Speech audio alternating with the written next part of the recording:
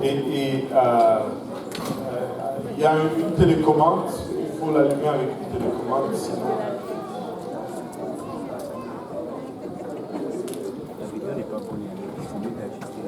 Alléluia. Et donc, on va aller dans le livre de Néhémie, où on était, et nous allons lire les 3 premiers versets du premier chapitre, et on va voyager encore aujourd'hui à travers le livre de Néhémie. Néhémie chapitre 1, versets 1 à 3. On va faire juste un peu de récapitulatif, et après cela, on va avancer par rapport à là où on était hier, enfin le dimanche passé. Alléluia. Donc Néhémie chapitre 1, si vous l'avez trouvé, dites Amen. Si vous cherchez encore, dites j'arrive. Alléluia. Donc arrivé, je pense que le quorum est atteint. Alléluia. Néhémie 1, verset 1, la Bible nous dit, ma version peut être un peu différente de celle que vous lisez. Moi j'ai la version Osterwald, donc on va lire néanmoins la même chose. Parole de Néhémie, fils de Hakalia. Il arriva au mois de Kislev, la 20e année du règne d'Artaxerxès, comme j'étais à Suse, la capitale, que Hanani, l'un de mes frères, et quelques gens arrivèrent de Juda. Et je m'enquis de touchant les Juifs échappés qui étaient de reste de la captivité et touchant Jérusalem. Et ils me dirent, ceux qui sont restés de la captivité sont là, dans la province, dans une grande misère et dans l'opprobre. La muraille de Jérusalem est en ruine et ses portes ont été consumées par le feu. Prions tous ensemble, Seigneur, nous te rendons grâce encore une fois pour ton amour, ta bonté, ta fidélité. Merci, Papa, pour le privilège que nous avons de nous réunir, de sentir ta présence encore une fois. Merci pour le sacrifice, Papa, enduré, afin que nous puissions avoir accès, Papa, à cette présence. En ce moment, Papa, alors que nous venons pour entendre de ta part, Seigneur, nous réalisons que nous sommes des hommes naturels, des hommes charnels, et que ta parole est esprit, Papa, et elle est spirituelle. Et de nous-mêmes, nous ne pouvons la comprendre, et elle paraît souvent folie pour nous. C'est pourquoi nous te demandons ton aide, Seigneur. Aide-moi afin que je puisse la donner sans crainte, ni faveur, ni hésitation. Aide-nous tous ensemble à la recevoir afin qu'elle puisse trouver une place dans nos cœurs où elle va germer. Qu'elle produise de fruits et que ce fruit nous conduise jusque dans la vie éternelle. Et c'est avec action de grâce dans le cœur que nous te prions ici, dans le nom précieux de Jésus. Nous disons tous au nom de Jésus. Alléluia. Et vous pouvez vous asseoir. Et nous avons commencé cette étude sur le livre de Néhémie. Nous avons commencé nous avons parlé du premier élément. En fait, si tu regardes un peu partout dans la chrétienté, quand on veut adresser la question de leadership, on veut parler de réveil et de toutes ces choses, on va très souvent s'appuyer sur le livre de Néhémie. Néhémie, c'est un livre très riche. Et il y a beaucoup de leçons en ce qui concerne notre marche avec Dieu et notre attitude quand vient le temps de moments difficiles où les choses ne vont pas comme elles devraient aller. Néhémie était en captivité. Pour récapituler un peu, il était à Suse, il servait le roi Artaxerxès comme un captif, comme un esclave des Hébreux. Et là, alors qu'il servait, des gens sont venus de Juda et il s'est enquis un peu de nouvelles de son Juda natal. Et je vais leur dire encore, il y a toujours quelque chose en ce qui concerne ton lieu de naissance. Il y a toujours cet attachement que tu vas avoir par rapport à ta ville natale ou à ton village natal ou à tes origines. Et je l'ai appris à mes dépens. Pour moi, c'est Lubumbashi. Amen. Moi, c'est Lubumbashi. C'est la meilleure ville. Tu sais, et je pensais que ça allait être la meilleure ville pour tout le monde. Et surtout pour mes enfants. Et je les ai parlé de Lubumbashi. J'ai tout fait. Je les ai amenés à Lubumbashi pour qu'ils puissent voir la beauté de cette ville. Mais malheureusement, pour eux, c'est Montréal. Parce qu'ils sont nés ici. Leur ville natale, c'est Montréal. Ils sont attachés à Montréal. malgré tout ce que j'ai fait, leur cœur est ici, mon cœur est là-bas. Alléluia, amen, gloire à Dieu. Il y a quelque chose au sujet de ta ville natale. Amen. Et pour Néhémie, c'était pareil. Et quand on lui a apporté la nouvelle que ceux qui étaient restés dans sa ville vivaient dans la misère, dans l'opprobre, c'était la dévastation totale. Ça ne l'a pas laissé indifférent. Quand on lui rapporte que les murs de sa ville sont en train de tomber en ruine, la maison de ses parents est en train de se dégrader, et même les sépulcres de ses anciens sont laissés à l'abandon, et toutes ces choses se dégradent, Néhémie a été saisi de compassion, il a été très attristé. Et il a commencé à faire certaines choses. Et ce sont ces choses que nous allons regarder. Et laissez-moi vous rappeler à cette belle congrégation que nous n'allons jamais contrôler les circonstances.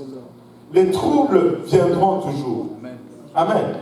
Les problèmes seront là, qu'on le veuille ou pas. Mais une chose que nous allons contrôler, c'est notre attitude en réponse à ces circonstances.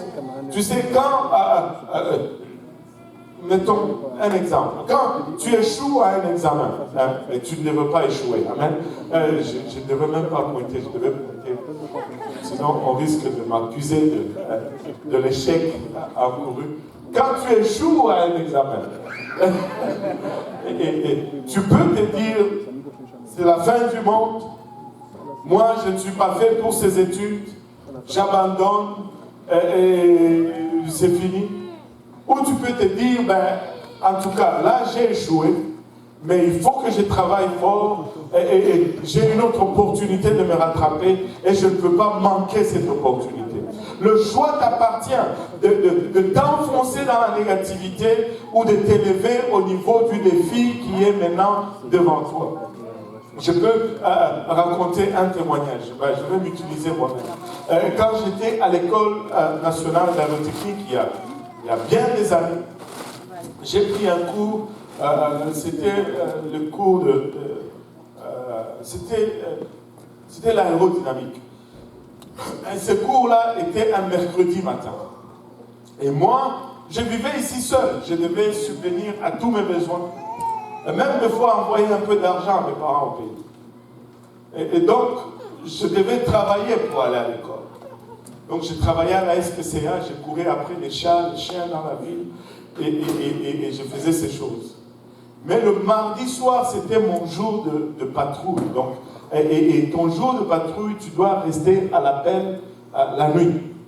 Donc s'il y a un cas quelque part, c'est toi qu'on va appeler. Et j'avais le cours d'aérodynamique le mercredi matin à 8h. Je vous dis, et le prof était un Égyptien, un ancien de l'armée égyptienne, il s'appelait Nabil. Il n'était pas comme un prof québécois. Tu arrivais 1 minute en retard, la porte était fermée. Tu étais assis en avant, tu t'endormais, il te lançait les faces là. Il faisait cela. Tu rentres dans la salle de classe avec une casquette, il te donne une tape à la tête. Et c'était ce genre de prof. Et étrangement, quand on a commencé cette session, presque chaque mardi, la nuit, j'avais des appels. Je me suis dit, moi, je suis mort dans ces cours. Et premier examen, je me suis ramassé avec 30%. Ça commence mal. J'aurais pu dire, bon, je lâche le cours. Deuxième examen, je pense que j'avais 63 ou quelque chose. La note de passage, c'était 65. Mais troisième examen, laissez-moi vous dire, je devais relever mes manches. Et j'ai fait un 100%. Il avait mis 4 questions de bonus Je les ai tout clenchés et je suis sorti là-bas, j'ai passé le cours avec la note de 72%. Alléluia, amen, gloire à Dieu. Écoute, tu vas décider si tu vas juste te laisser tomber ou décider si tu vas te relever. Écoute, si je vais échouer, je veux au moins échouer en essayant. Amen. Je ne veux pas échouer en abandonnant. Amen. Si je vais tomber, je ne vais tomber pas en avant. Parce que je vais toujours essayer d'avancer. Même en tombant, je vais avancer de quelques pouces. Écoute, tu vas décider de l'attitude que tu vas adopter. Tu ne peux pas contrôler les circonstances. Mais l'attitude, tu as plein contrôle là-dessus. C'est toi qui décides si tu te relèves ou si tu te restes assis. Écoute, les problèmes, tous nous les avons pareillement.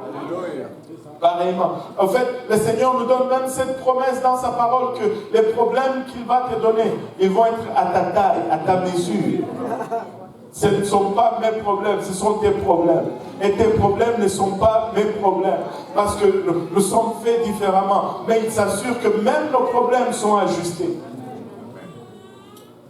Ce n'est pas une grandeur qui fait tout là. Ce n'est pas les tailles standards. Non, non. C'est à ta taille le problème. Alléluia. Oh Seigneur Jésus. Et donc, Néhémie a choisi plutôt l'attitude de se battre, de ne pas abdiquer, de ne pas abandonner. Il s'est relevé. Et nous avons commencé à voir que la première chose qu'il a fait dans cette attitude, c'était la prière. Et nous avons parlé abondamment de la prière la fois passée. Et nous allons remarquer, je vais juste amener ce point rapidement aujourd'hui, que la première chose qu'il a fait dans sa prière, cette prière avait une direction particulière. C'était une prière verticale au lieu d'une prière horizontale. Très souvent, nous faisons des prières horizontales. Quand il y a un problème, nous courons tout de suite, pasteur. Il y a un problème, nous courons tout de suite, frère. Non, non, non, non. La première personne à consulter quand il y a un problème, c'est Dieu.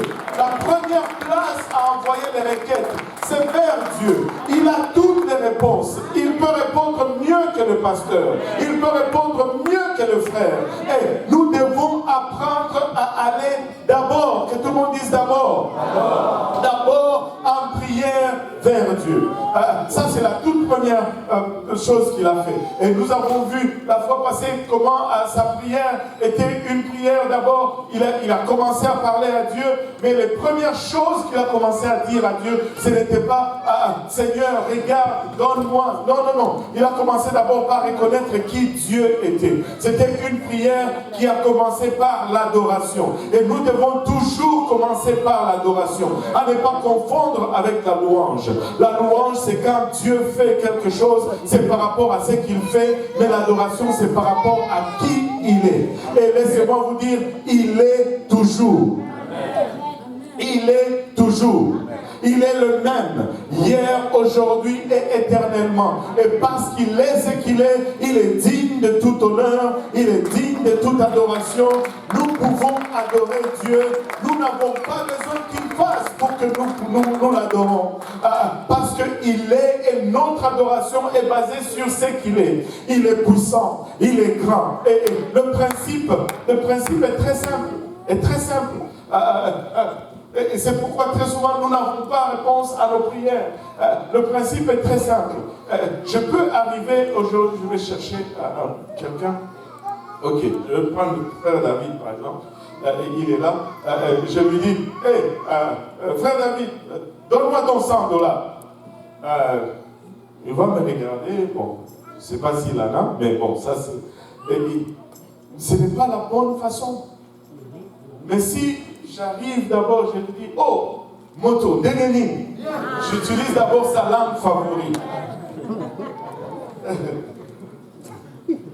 Toi, vraiment, tu es mon gars. Tu assures. Il est 100% vraiment. 100%. Motozanga Libasa. Il n'a pas de jumeaux, il n'a pas d'égal. Lui, vraiment, c'est mon. Et puis après, bon, s'il est sage, il va anticiper ce qui vient.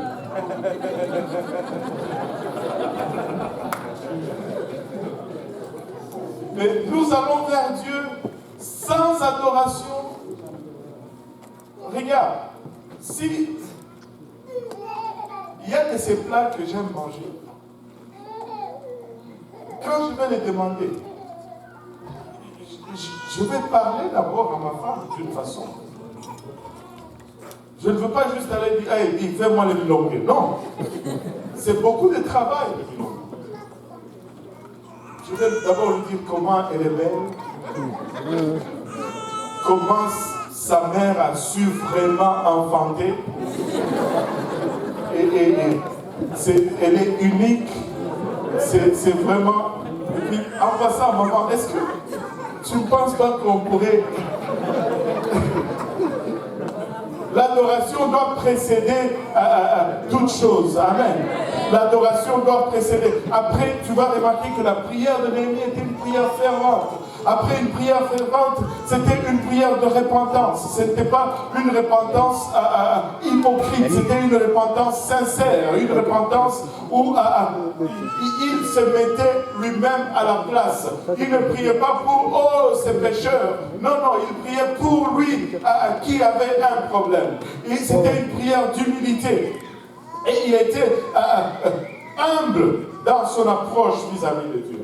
Et moi, je crois que ça, c'est une chose qui nous tue et c'est une chose qui est très dangereuse parce que, vous voyez, la prière, c'est l'outil que Dieu utilise pour nous amener à cette place d'humilité. Mais si nous corrompons cet outil, il n'y a plus de place pour que nous puissions devenir humbles comme Dieu s'attend que nous soyons. Vous voyez, je peux prier avec orgueil, mais ça devient difficile de sortir de ma place d'orgueil. Quand ma prière devient un but d'orgueil. Et quand la prière est tout le temps pour s'élever, tout le temps pour rechercher gloire, toutes ces choses, c'est dangereux. La prière doit nous amener à la place où nous nous humilions devant Dieu. Où nous devenons sincères et honnêtes avec lui. Ça, c'est une autre chose. Très souvent, nous ne recevons pas réponse parce que nous ne sommes même pas sincères avec nous-mêmes. Tu sais, des fois, nous mentons tellement que nous commençons à croire à nos propres mensonges. Vous savez que le mensonge est un péché aussi. Les menteurs n'iront pas au ciel. Et ça ne dit pas que si je mens au gouvernement, cela c'est correct. Non. Un mensonge, c'est un mensonge. Après l'humilité, il a prié dans la parole. Il n'est pas venu avec ses propres requêtes tirées de nulle part. Il a mis Dieu. Et tu sais que tu peux coincer Dieu. Il est puissant, mais tu peux le coincer. Il n'y a qu'une seule façon que tu peux le coincer, c'est avec sa parole. C'est avec sa parole. Parce que sa parole, c'est lui-même. Donc ce n'est pas comme si toi tu le coinces, mais c'est lui-même qui se coince. Tu lui dis, Seigneur, c'est toi qui as dit ceci.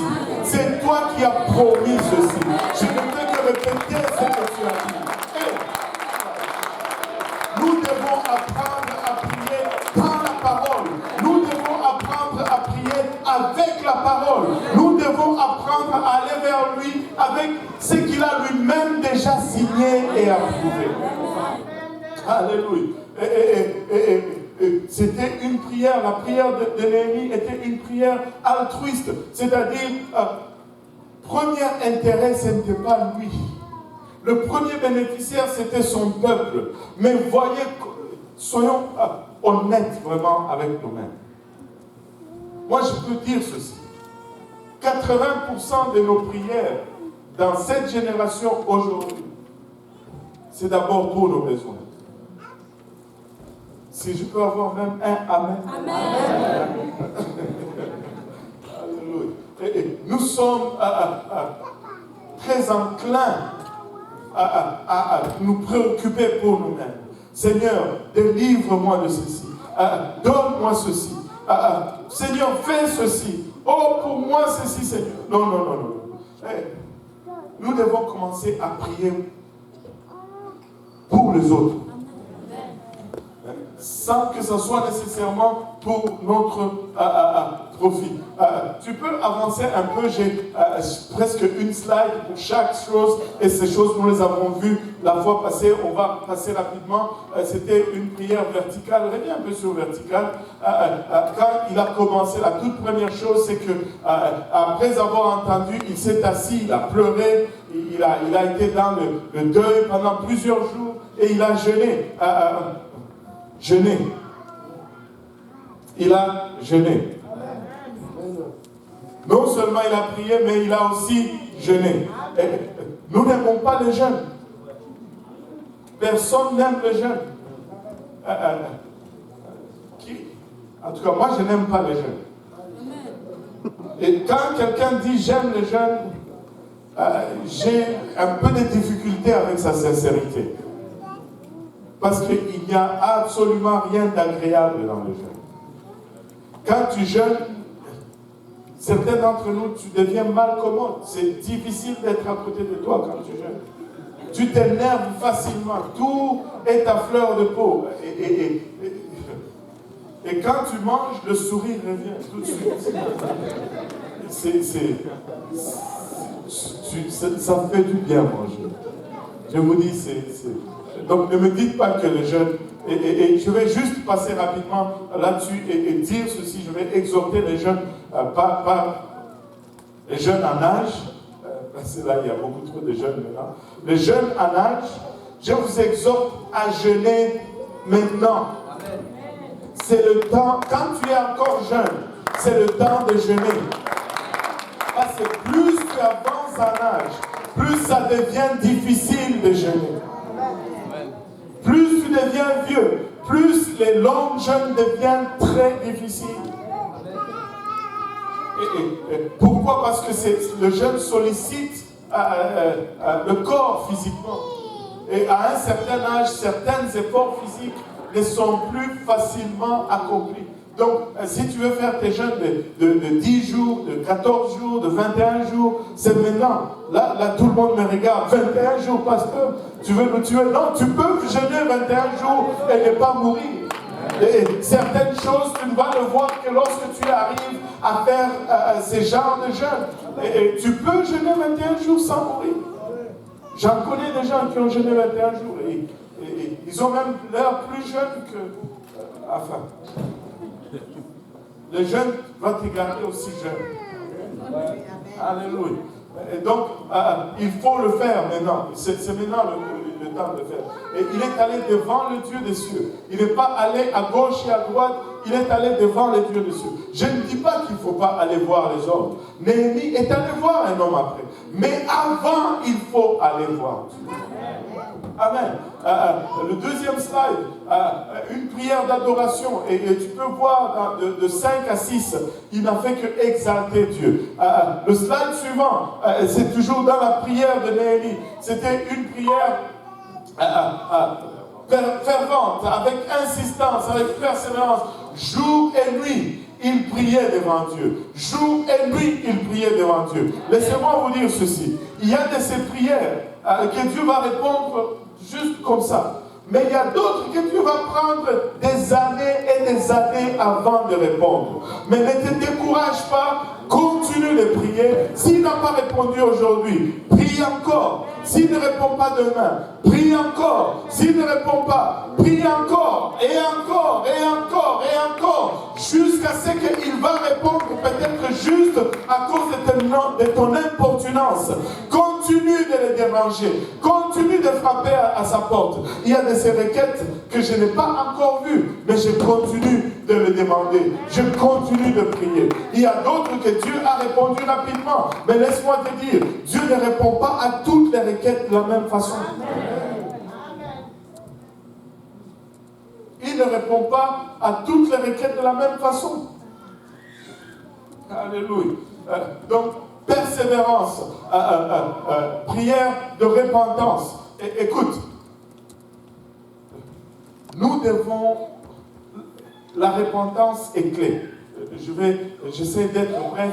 La repentance est clé. Sans la repentance, tu ne peux aller nulle part à l'œuvre du Seigneur.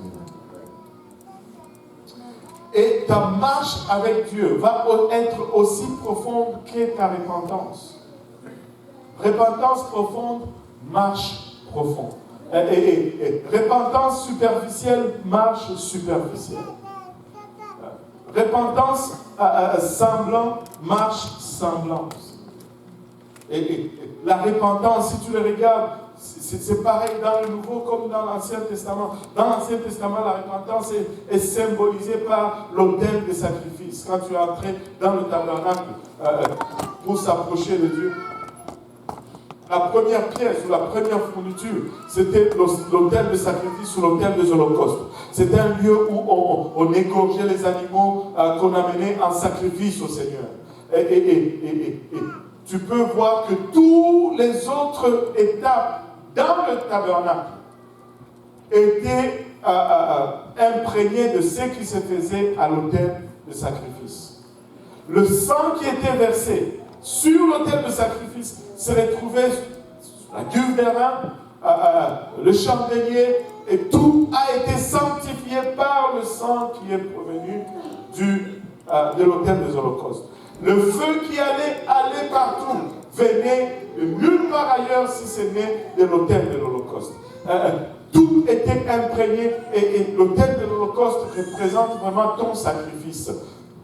Enfin, ta repentance, je veux dire. Et autant bien te repentir si tu veux bien marcher avec Dieu. Et c'était la pièce la plus large dans tout le tabernacle. C'était la pièce la plus imposante, de sorte que tu ne pouvais pas la manquer. Tu ne pouvais pas passer à côté, tu devais passer par l'autel de sacrifice. Nous devons nous repentir. Toute votre marche avec le Seigneur est vraiment le reflet de votre repentance. Alléluia. L'autre étape, prière d'humilité inclusive. Néhémie n'a pas mis la faute sur ses pères, n'a pas mis la faute sur les autres.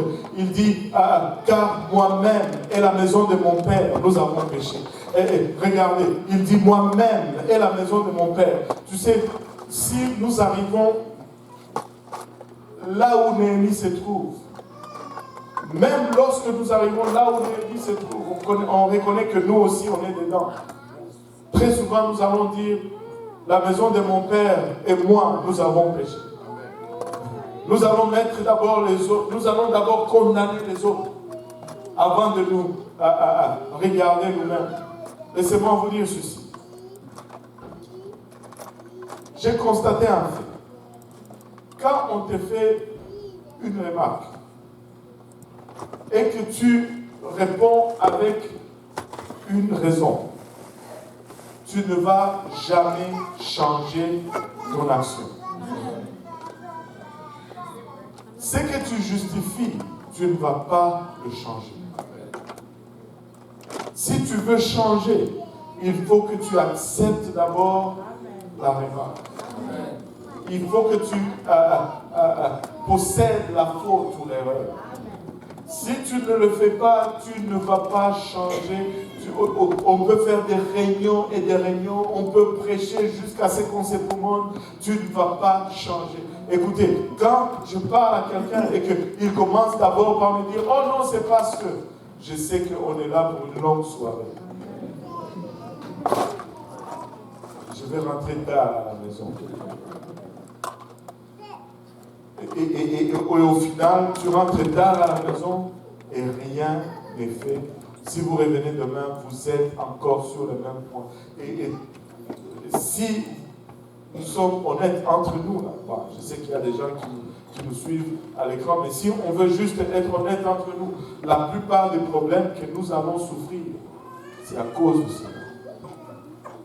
Parce que nous refusons d'être honnêtes avec nous-mêmes. Nous sommes très bons juges de nous-mêmes. Non, très mauvais juges de nous-mêmes, mais très bon avocat de nous-mêmes.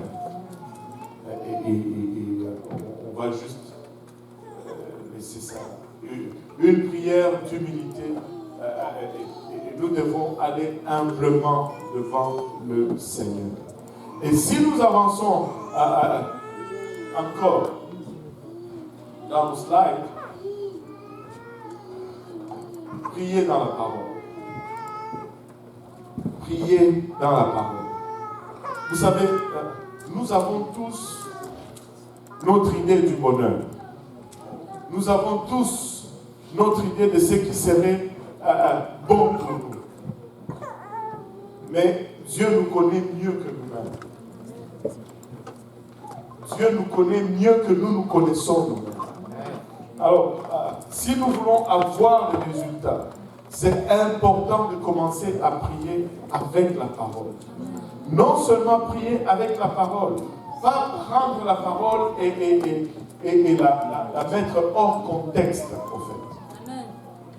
Parce que nous sommes aussi maîtres dans l'art de cela. Nous isolons un verset et nous nous approprions de cela. Non, non, non. Ça, ce n'est pas prier avec la parole. Presque chaque promesse dans la parole de Dieu vient avec des conditions. Amen. Amen. Amen. Amen. Oui, oui. Et la Bible, c'est vraiment un livre qui nous donne ce que nous devons faire pour parvenir à ce que Dieu veut que nous soyons. Et très souvent, Seigneur, aide-nous. Aide-nous. Nous demandons beaucoup. Donne-moi, Seigneur. Fais ça pour moi, Seigneur. Des fois, nous camouflons cela parce que nous commençons à demander des choses spirituelles. Donne-moi la puissance, Seigneur. Donne-moi l'autorité ou toutes ces choses. C'est quand même des choses à posséder. Mais ce n'est pas ce qui est efficace. Là, si tu veux vraiment prier de la bonne façon, dis Seigneur, change-moi. Amène-moi à devenir ce que tu veux que je sois. Parce que peu importe ce que nous possédons, cela ne va jamais nous conduire au ciel. Ce qui va nous amener au ciel, ce n'est pas ce que nous avons, mais c'est plutôt ce que nous devenons. Et il y a une différence, c'est ce que j'ai et ce que je deviens. Et écoute, Dieu est, et nous avons parlé de louange et d'adoration. Et ce qui rend Dieu vraiment au-dessus de tout, c'est parce qu'il est, ce n'est pas parce qu'il a. Et si nous imaginons cela, nous devons chercher aussi à être et non à avoir. Amen. Vous savez, nous allons être surpris. Je ne sais pas si je vais pouvoir vraiment bien transmettre cela parce que le concept est encore un peu flou dans ma tête.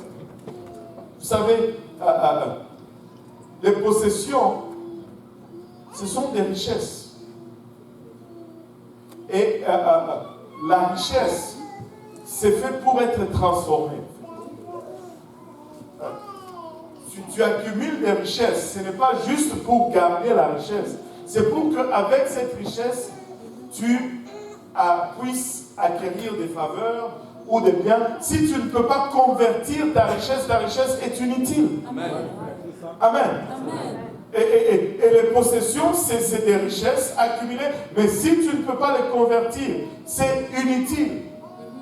Maintenant, si nous disons que dans le ciel, les rues sont pavées d'or et que la richesse que nous regardons ici, nous ne pouvons pas la convertir. La seule richesse que nous pouvons convertir au ciel, c'est ce que nous devenons. Amen. C'est ce que nous sommes. C'est pourquoi ce n'est pas... Aide-moi, Seigneur. Amen. J'espère être clair. C'est pourquoi la sanctification devient la richesse. Parce que la sanctification te transforme. Et c'est la seule monnaie qui est utilisée au ciel. Parce qu'au ciel, on devient. Et la seule chose que tu vas acquérir au ciel, c'est ce que tu vas devenir.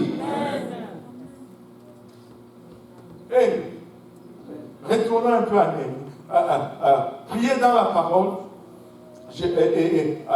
Nous devons identifier les promesses, les identifier de la bonne façon et prier dans la parole. Et la prière de Néhémie est très indicateur. En fait, la prière va générer la domination. si nous voulons avoir quelconque victoire dans notre vie spirituelle, ça va passer par la prière. La prière semble être une non-activité. Mais la prière, c'est l'arme la plus puissante que nous possédons. Il n'y a rien de plus puissant que la prière. Et permettez-moi même de vous dire que la prière est plus puissante que la bombe atomique.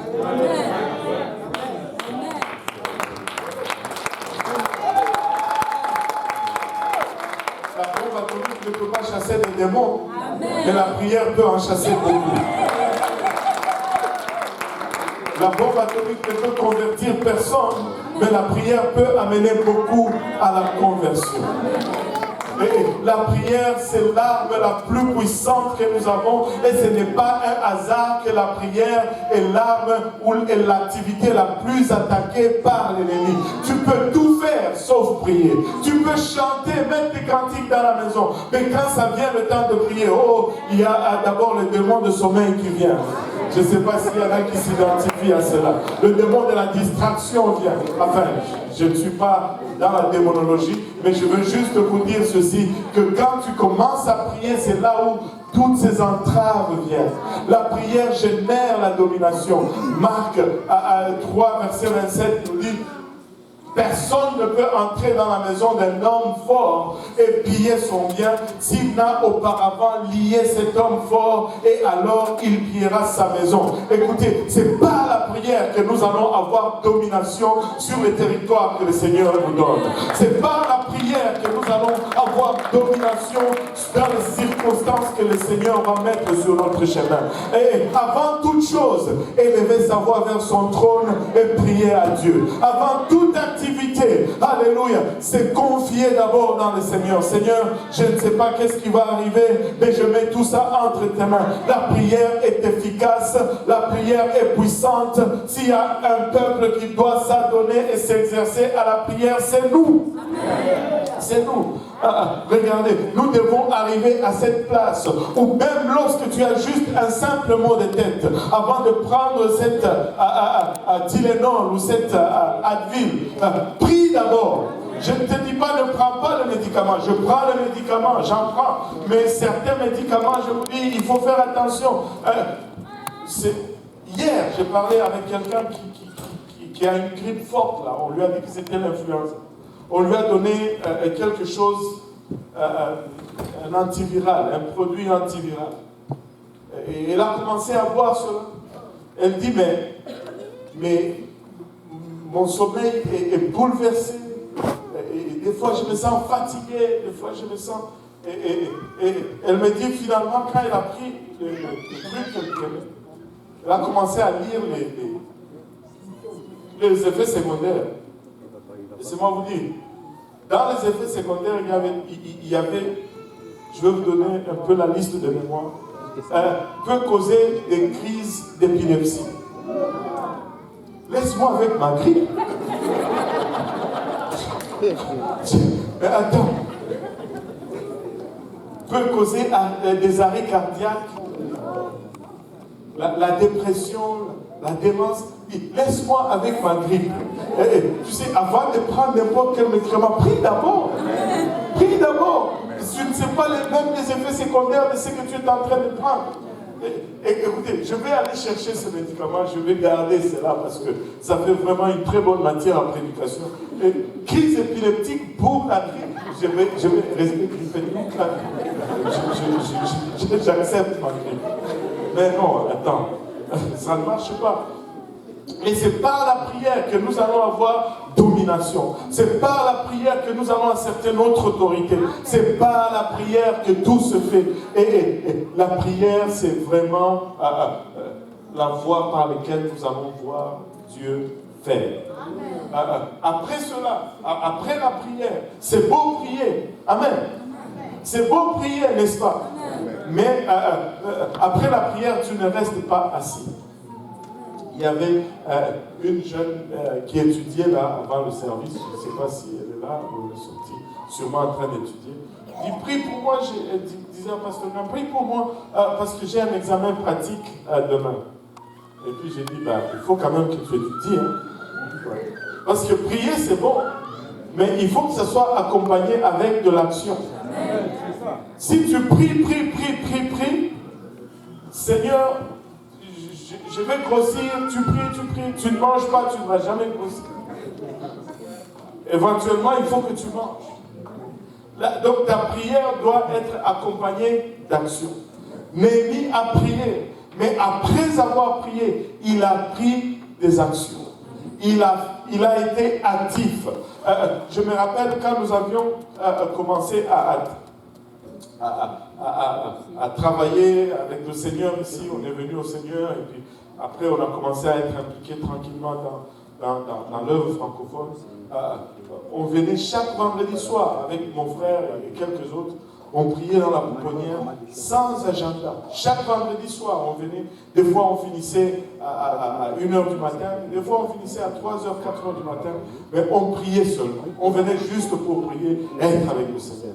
Et on priait, et on priait, et on priait. Mais c'est presque tout ce qu'on faisait, c'était prier.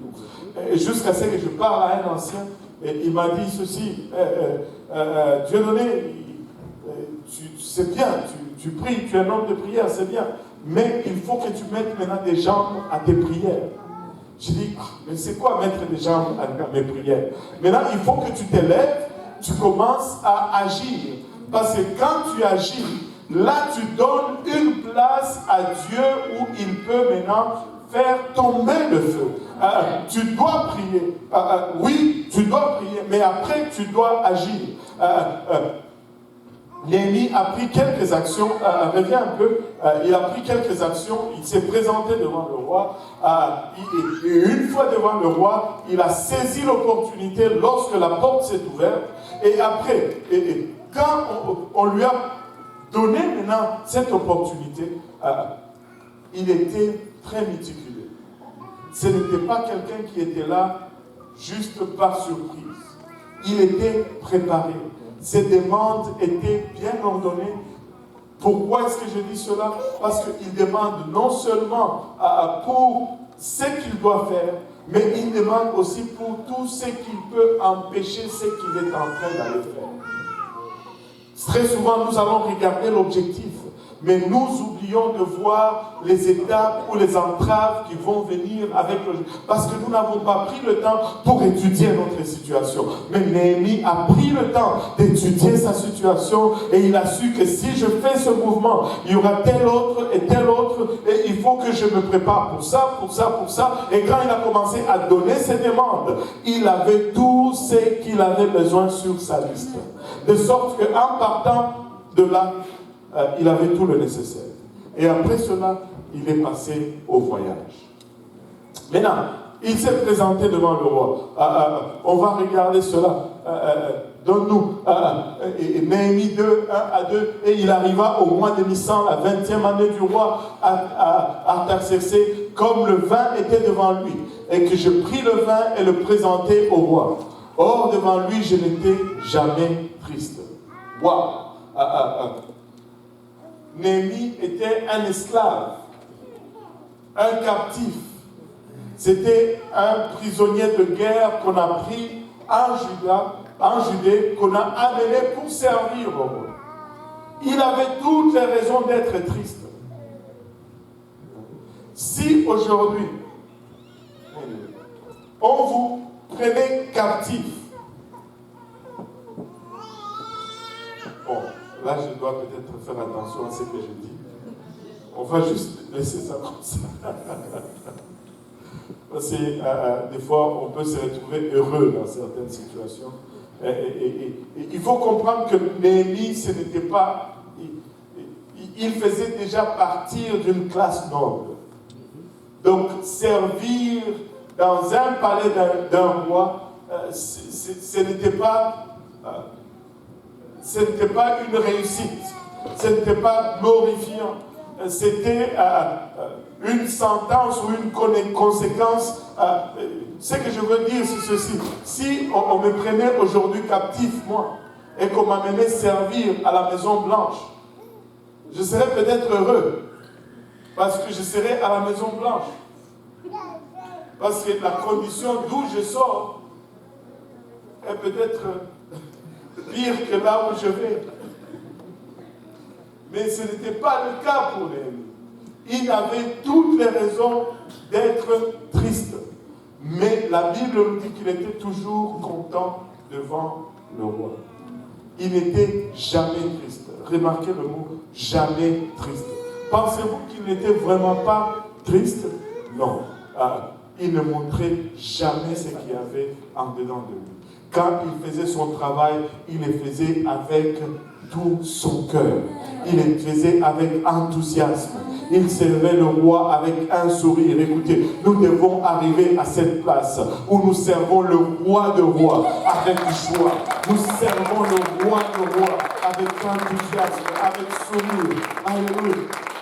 Écoute, on ne m'a pas forcé de faire ce que je suis en train de faire. Néhémie était forcé, alléluia, de faire ce qu'il faisait, mais il le faisait avec joie. Combien d'avantages je peux apprendre de lui? Combien je peux servir aujourd'hui celui qui m'a racheté, qui m'a restauré, qui m'a tout donné avec un sourire et avec un cœur plein de joie. Je le fais avec excitation, avec enthousiasme. Je suis content de servir le Seigneur. Je suis content de vivre comme je suis en train de vivre. Alléluia. Mais le roi me dit, pourquoi as-tu mauvais visage? Puisque tu n'es point malade. Cela ne vient que de quelques tristesses de cœur. Et Néhémie a eu peur. Oh, c'est si évident que ça. Même si j'essaye de les cacher, c'est visible quand même. Et le roi lui dit, mais tu n'es pas malade. Donc c'est un souci de cœur. Vous savez, le cœur est toujours trahi par le visage. Tu peux voir les jeunes garçons. Quand ils sont en amour, leur visage devient différent. Quand ils s'essayent et qu'on le rejette, tu vois aussi que leur visage... Alléluia, amen, gloire à Dieu. Je ne fais pas des amis aujourd'hui. Alléluia, le Seigneur est mon cœur. Et il s'est présenté devant le roi.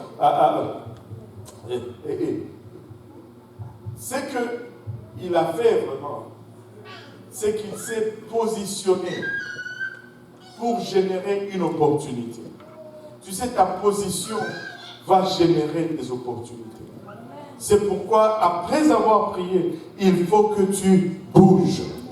Parce que quand tu bouges, tu te positionnes maintenant pour des opportunités.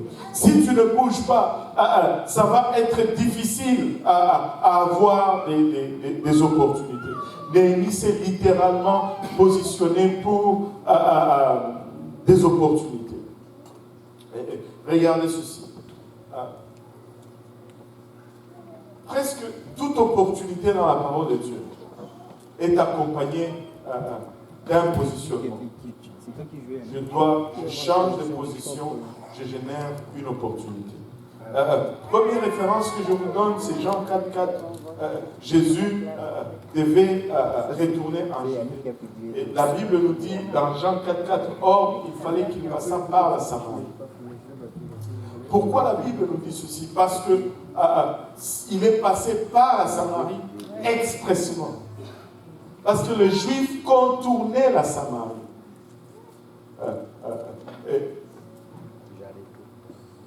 Il considérait les Samaritains comme étant des païens qui prenaient expressément un détour pour ne pas passer par la Samarie. Or, Jésus savait qu'il avait un rendez-vous avec une femme samaritaine. Pour que cela se réalise, il a expressément changé son trajectoire et il est allé à ce puits. Et étant positionné là, l'opportunité a été générée. Et cette femme a été touchée par la parole. Vous pouvez me dire, oh oui, mais lui c'est le Seigneur, il sait toutes choses. Oui, c'est vrai, il sait toutes choses. N'empêche que cela reste vrai. Regardez l'autre, c'est Luc 19 qui nous parle de Zachée. Zachée, c'était un homme de courte taille et un collecteur d'impôts. Techniquement, il escroquait beaucoup de gens. Et la Bible nous dit que c'était un chef de péager, un chef de collecteur d'impôts. Il était riche. Tous les collecteurs d'impôts sont riches parce qu'ils mettent toujours dans leur poche. Chez nous, les gens vont même chercher de la sorcellerie pour travailler à la douane. Je vous dis, alléluia. Et ils cherchaient à voir qui était Jésus, mais ils ne le pouvaient pas à cause de la foule, parce qu'il était de petite taille. C'est pourquoi il courut, il a vu qu'il ne peut pas voir le Seigneur qui passe. Il court, il voit un arbre, il monte dans l'arbre, tout cela juste pour pouvoir voir le Seigneur Jésus-Christ. Mais qu'est-ce que Zachée a fait? Il s'est positionné. Il a changé une position. Et parce qu'il s'est positionné, il y a eu une opportunité. Et quand le Seigneur passait, il a regardé Zachée, à toi de descendre, car il faut que je loge aujourd'hui dans ta maison. S'il n'était pas positionné, cette opportunité n'allait pas arriver. Écoutez, après avoir prié, il faut que nous nous positionnons. Il faut que nous sortons. Et écoutez, une des meilleures places de positionnement, c'est l'évangélisation. Sors, évangélise, et tu vas voir la gloire de Dieu. Sors, enseigne une étude biblique, et tu vas voir la main de Dieu. Il n'y a pas un meilleur positionnement que l'évangélisation. Juste sortir et partager la parole du Seigneur, tu génères des opportunités comme pas possible. Nous devons être des générateurs d'opportunités. Mais une fois que cette opportunité nous est présentée maintenant, nous devons saisir l'opportunité. L'opportunité peut être là et nous passons à côté. Regardez ceci. Quand Néhémie est devant le roi, mais le roi me dit, pourquoi as-tu mauvais visage puisque tu n'es point malade? Cela ne vient que de quelques tristesses de cœur. Alors, je craignais fort. L'opportunité va toujours amener de l'intimidation. Face à une opportunité, tu vas toujours être intimidé. Tu sais, plusieurs peuvent témoigner. Tu es dans l'autobus, cette personne vient s'asseoir juste à côté de toi. Toi, avec ta Bible, tu commences à te demander, je parle pas. Je parle pas. Je parle pas. Je lui dis, prochain arrêt, quand on s'arrête au prochain arrêt, je commence. Et quand on arrive au coin de cette rue, je parle. Jusqu'à ce que, ding dong, la personne descend. Ah! Si seulement il était resté jusqu'au terminus.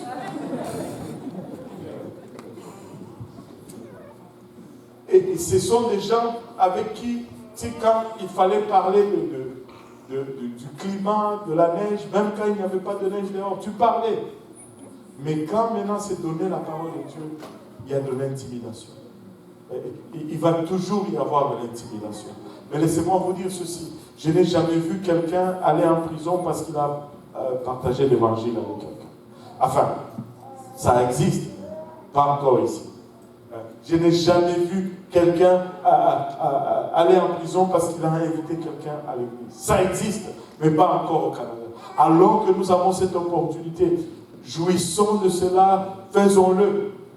Faisons-le avec intensité. Il dit que le roi vive à jamais. Néhémie savait comment parler au roi. Quand il a commencé à parler avec Dieu, c'est d'abord de l'adoration. Il commence à parler à un roi encore, que le roi vive à jamais. Comment n'aurais-je pas mauvais visage quand la ville, lieu de tombeau de mes pères, demeure désolée et que ses portes ont été consumées par le feu? Et le roi me dit, que me demandes-tu? Oh. Que me demandes-tu? Avant de commencer à parler, il y a juste cette petite phrase-là. Alors, je priais le Dieu des cieux. L'opportunité est là. Qu'est-ce que je fais? Seigneur, mets tes paroles dans ma bouche. Guide-moi. Que je ne dise pas n'importe quoi. Que je ne gaspille pas cette opportunité. Laissez-moi vous dire, le temps nous fait défaut, mais je veux juste vous donner un petit témoignage. Le jeudi, j'étais à la maison. Et tous mes enfants étaient dehors au travail, enfin à l'école, et mon épouse était encore au travail. Et, j'étais en train de faire la vaisselle, et comme l'évier est juste en face de la fenêtre, je regardais dehors, je faisais la vaisselle. Et là, dans mon quartier, il y a une famille dont le monsieur est marocain, la dame est québécoise. Et quand nous avons déménagé dans le quartier, leurs enfants étaient petits, mais maintenant ce sont des grandes personnes. Ils ont 15 ans de plus que lorsqu'on était arrivés là. Ils ont un garçon et une fille. Et ça a l'air que la fille a quitté le toit parental, parce qu'on la voit venir de temps en temps et partir. Bon, vous savez comment c'est ici. C'est différent. Et quand je faisais la vaisselle, elle est venue chez ses parents. Mais il n'y avait personne à la maison. Et apparemment, elle n'avait pas de clé. Elle s'est assise sur le perron de la maison. Et elle attendait. Et il faisait froid le jeudi. Et là, moi je faisais ma vaisselle. Je regarde, c'est la fille du voisin. Et ça a commencé en moi. C'était une lutte terrible. Elle a peut-être 24-25 ans. Bon. Moi, je suis seul dans la maison. Est-ce que je l'invite à rentrer parce qu'il fait froid dehors? Mais si je l'invite, quelle image ça va être? Parce que je ne suis pas seul quand même. Je suis seul quand même. Maintenant, si je l'invite, alors comment est-ce qu'elle va réagir? Bon, elle me salue à peine. Bon, et c'était une lutte. Et je vous avoue que je n'ai pas trouvé la réponse à ce dilemme. J'ai lutté avec moi-même jusqu'à ce que je suis allé quelque part, je ne sais plus quoi faire. Et quand je suis retourné, elle n'était plus sur le plan. Et là, c'était la culpabilité. Peut-être que c'était l'opportunité de lui parler du Seigneur. Peut-être que si je l'avais invité, j'aurais pu lui prêcher l'évangile. Quel genre de pasteur que je suis? Quelqu'un qui est dehors avec le froid.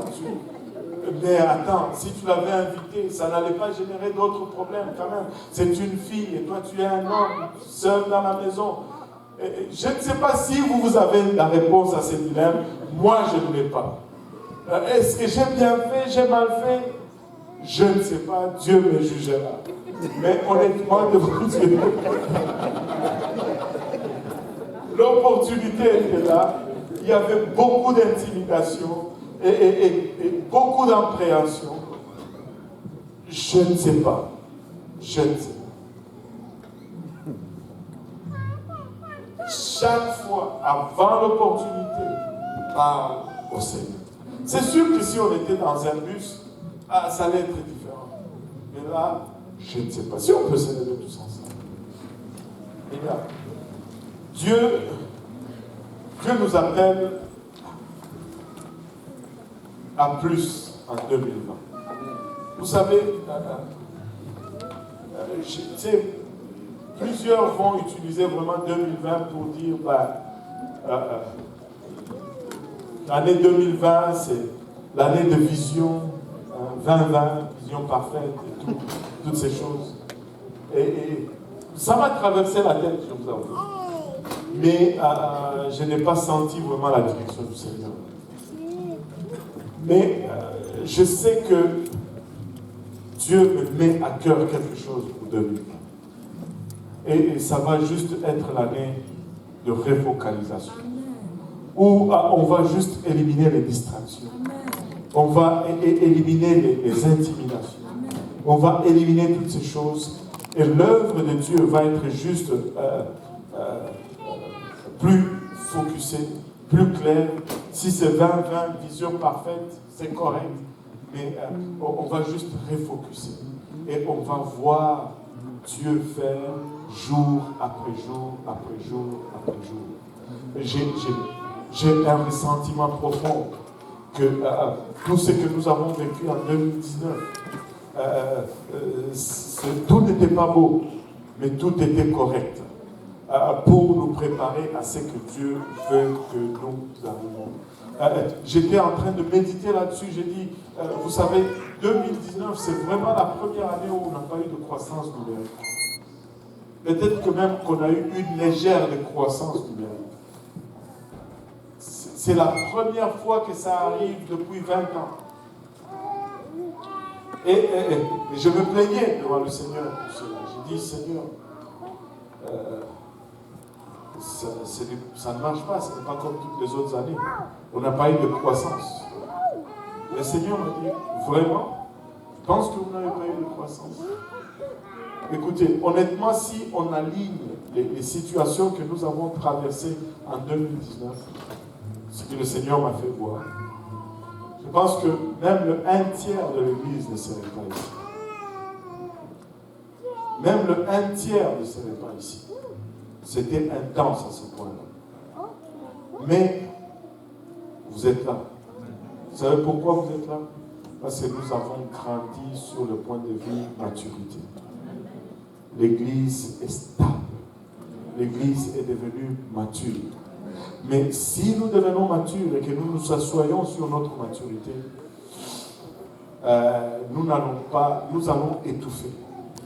Avec cette maturité, nous allons juste grandir numériquement de façon fulgurante. Parce que nous sommes capables d'absorber. Nous sommes capables d'encaisser le coup de l'élan. Et le Seigneur m'a fait voir que on n'a pas peut-être eu une croissance numérique, mais on a une croissance de maturité. Alléluia. Et cette année, ou l'année qui vient, on n'a pas fini encore le livre de Néhémie. On va y retourner peut-être à 2 ou 3 reprises encore. Il y a beaucoup d'autres choses à apprendre de ce livre. C'est phénoménal. Écoutez, j'ai lu le livre de Néhémie, c'est comme si c'est la première fois que j'ai réalisé que Jérusalem avait 12 portes. Et chaque porte est très significative. Et le Seigneur va nous faire passer à travers chaque porte, comme personne individuellement, mais comme Église aussi collectivement. Et laissez-moi vous dire, nous allons voir la croissance. Regarde ton voisin et lui, tu vas prospérer. Et je ne parle pas des finances.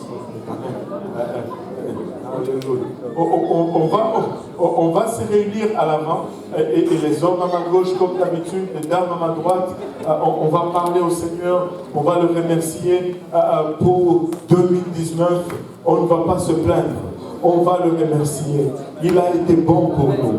Oui, on a eu des problèmes, mais le Seigneur a été bon pour nous. Oui, on a passé à travers des difficultés, mais nous allons adopter l'attitude de Néhémie. Nous allons être des leaders, des dirigeants. Nous n'allons pas être des plaignards. Alléluia, nous allons faire face à la situation. Nous allons élever nos voix d'une façon verticale avant que ça ne soit horizontal. Nous allons consulter l'Éternel. Alléluia, nous allons le louer. Nous allons, alléluia, plaider avec lui. Nous allons élever nos voix. Il a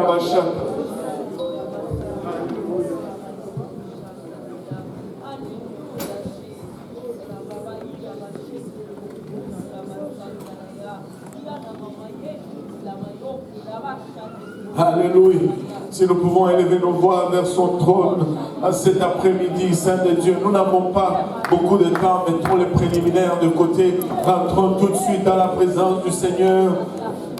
Alléluia, déclarons-lui combien il est grand, combien, alléluia, il est un Dieu merveilleux, combien il est un Dieu fidèle, combien il est un Dieu puissant, il est unique.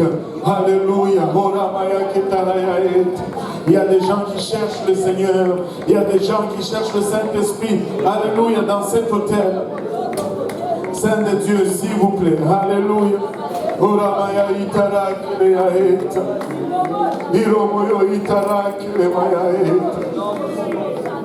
Et si vous êtes là et que vous n'êtes pas encore baptisé, au nom de Jésus, nous avons l'eau, nous avons des vêtements de l'échange. Ça ne prend que votre obéissance.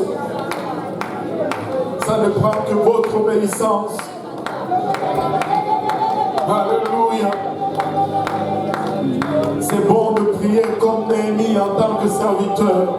Mais c'est encore mieux de prier comme Néhémie, mais en tant que fils dans la maison de son père. Laissez-moi vous dire, le fils a toujours faveur. Alléluia, plus de faveur que le serviteur. Et aujourd'hui, tu as cette opportunité de devenir fille et fils de l'Éternel. Alléluia, tu te dis, prédicateur, comment est-ce que je peux devenir fils ou fille de l'Éternel? Alléluia, comme toute fille, comme tout fils, tu dois naître pour être un fils ou fille. Et la Bible nous parle de la nouvelle naissance qui est la repentance, le baptême d'eau au nom de Jésus-Christ. Alléluia. Et le baptême du Saint-Esprit avec l'évidence de parler en langue. Et ceci est disponible pour toi aujourd'hui. Alléluia Jésus. Alléluia Seigneur. Alléluia Jésus. Alléluia Seigneur, alléluia. Alléluia Jésus, alléluia éternel.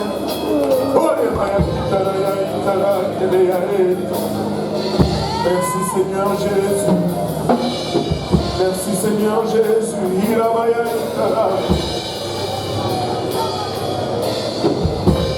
Oh oui Seigneur. Oh Shaddai,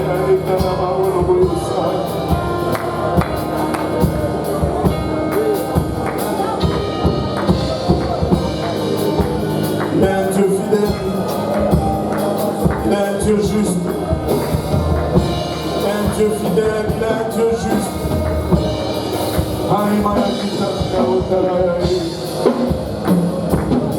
Alléluia Jésus, alléluia Jésus, alléluia, alléluia Jésus, alléluia Jésus.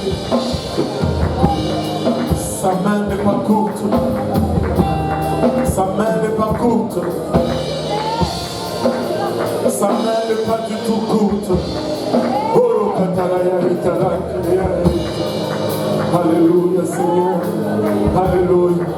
Alléluia Seigneur. Alléluia Seigneur Jésus. Pouvons-nous élever nos voix vers le Seigneur? Pouvons-nous battre nos mains vers lui pour un moment juste? Pour un moment. Alléluia.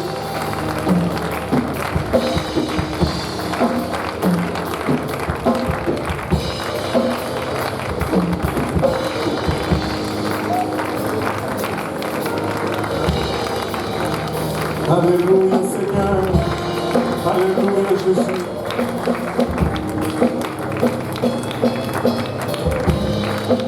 Alléluia. Pour nous battre nos mains pour le Seigneur.